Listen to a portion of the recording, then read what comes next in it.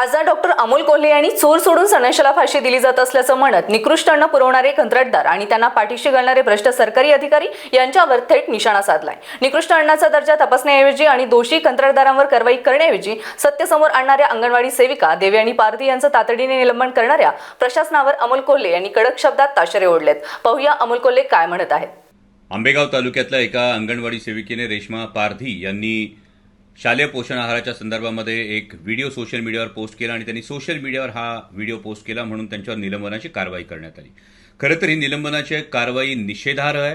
चोर सोडून संन्याशाला फाशी देण्याचा हा प्रकार आहे आणि अशी कारवाई करणाऱ्यांनी आधी 11 शिट्ट्या देऊन जे हरभरे, वाटाणे आणि काबुली चणे शिजत नाहीत ना ते आधी खाऊन दाखवावे।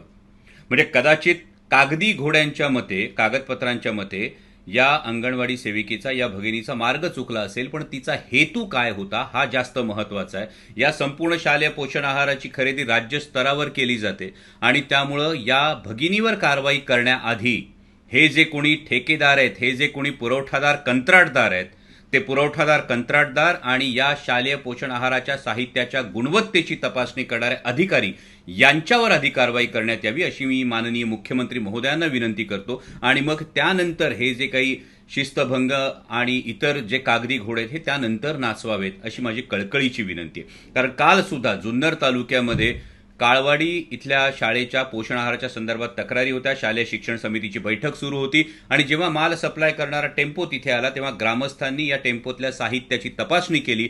त्यातली हळद आणि मिरची पावडर यामध्ये भेसळ असल्याचं ग्रामस्थांच्या निदर्शनास आलं आणि ग्रामस्थांनी अजूनही तो टेम्पो पकडून ठेवलेला आहे। जर राज्यात ठिकठिकाणी या गोष्टी होत असतील तर नेमकं या भ्रष्टाचाराला कोण पाठीशी घालतंय, याच्यात कुणाचे नेमके हात गुंतलेले आहेत, कुणाचे हितसंबंध गुंतलेले आहेत याची माननीय मुख्यमंत्री महोदयांनी सखोल चौकशी करावी।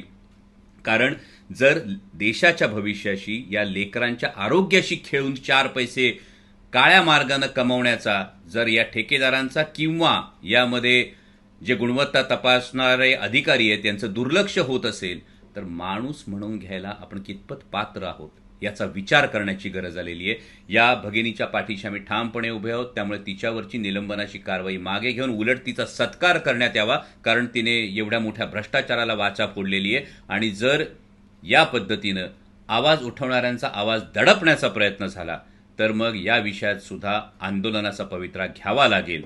माननीय मुख्यमंत्री महोदयांना विनंती आहे की आपण जातीनं यामध्ये लक्ष घालावं आणि यामधले हे जे कोणी कंत्राटदार आहेत आणि हे जे कोणी संबंधित अधिकारी आहेत यांच्यावर कठोरात कठोर कारवाई करावी।